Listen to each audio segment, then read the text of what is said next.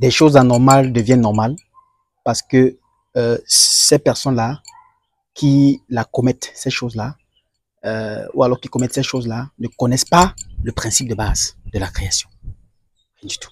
Vous savez, il n'y a pas quelque chose qui n'a pas de fondement. Et nous, les êtres humains, nous avons un fondement. Et ce fondement-là se régit sur beaucoup de choses. Vous voyez, c'est quoi ce principe de base? Parce qu'il faut qu'on l'explique. Il ne faudrait pas que les gens jouent à la victimisation et aux calomnies. Sachez donc ceci. Je ne parle pas ici de l'androgénité du créateur ou bien le fait de dissocier un corps d'un esprit ou de l'âme. L'esprit n'a pas de genre.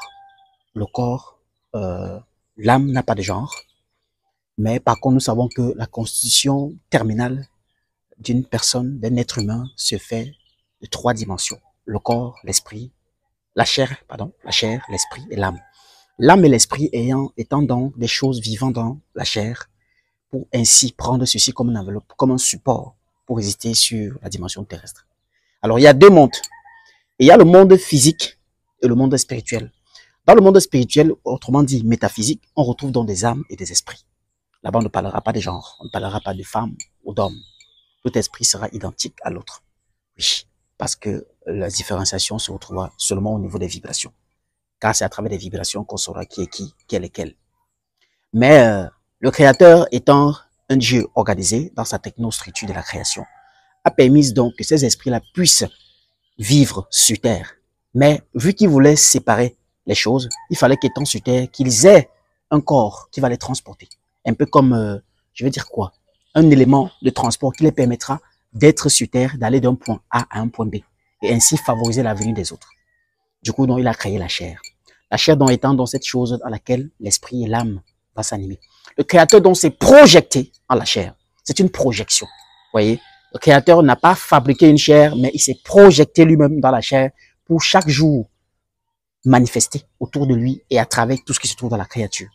On va donc retrouver que dans cette projection-là, il y a un élément qu'il faut sélectionner, c'est que s'il n'y avait pas de chair, il ne devait pas avoir de projection spirituelle. Vous voyez? Donc, le corps d'une personne c'est la chose qui porte l'esprit et l'âme de cette personne-là. Et pour ça, donc, et pourtant, c'est à partir de Simenon que le créateur a donc voulu, n'est-ce pas, créer le genre. Pour qu'à partir de ce genre-là, il puisse se fusionner et faire venir d'autres âmes, passant par d'autres corps, autrement dit, d'autres chairs. Comprenez? Alors, si aujourd'hui, on se lève et qu'on ne comprenne pas que le principe de base de tout ce que je viens d'expliquer est la reproduction. La reproduction donc se fait dans toute forme de créature. D'accord? Ou alors, je dirais, de création. On va voir chez les plantes, on a de la reproduction. On va voir que tout ce que nous consommons, lorsque nous avons cueilli, je sais pas, quelque chose, il y a des aliments, tout fusionne avec quelque chose pour donner quoi que ce soit. Mais la reproduction humaine se fait du genre. On a donc un genre masculin et un genre féminin. Le but principal donc de la liaison de ces 2 êtres, c'est de donner vie. Pourquoi donner vie? De permettre à ce que d'autres personnes puissent avoir, d'autres âmes et d'autres esprits dans le monde mystico-spirituel puissent avoir le support par lequel ils vont vivre sur cette terre. C'est pour ça que nous existons. Si nous existons aujourd'hui, c'est parce que d'autres ont existé. C'est par le corps, d'accord? C'est par la chair de ton père, de ta mère, de ton grand-père, de ta grand-mère que ton esprit a pu se projeter dans le corps-ci que tu as aujourd'hui. Donc, s'il n'avait pas respecté ce principe de reproduction, de procréation, tu ne serais jamais existé. Donc, il n'est donc pas question qu'on se lève aujourd'hui et on va une chair du genre masculin ou alors du genre féminin. On dit qu'on va s'allier à une chair du genre féminin. Et lorsqu'on commence à parler d'une chose horrible, d'une chose dite abominable, les gens commencent à se victimiser. Ça s'appelle la contre-nature.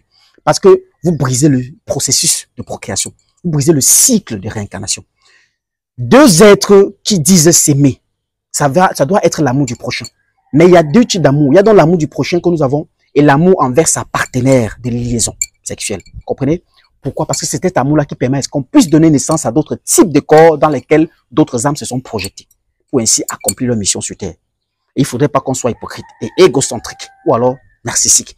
Parce qu'à un moment de la vie, il faut qu'on se rende compte que nous aussi, nous avons été une projection de quelque part.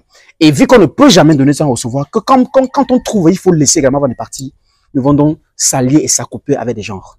On ne peut pas accepter que 2 corps de nature similaires aujourd'hui se disent être des choses normales. C'est anormal, c'est abominable, c'est la contre-nature. Et c'est la raison pour laquelle nous combattons cela et nous disons, nous ne voulons pas ça.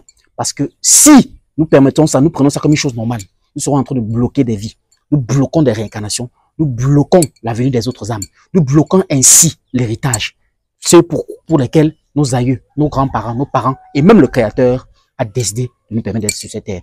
Il faudrait que chaque individu puisse se sentir en face de lui un genre différent pour permettre à ce qu'il y ait donc cette croissance. Alors nous disons non au ndepsoïsme. Nous disons non au cisaillement. Et non à tous ces tchèlets qui, autant pour vouloir vous vanter ou quoi que ce soit, voulez vous valoriser.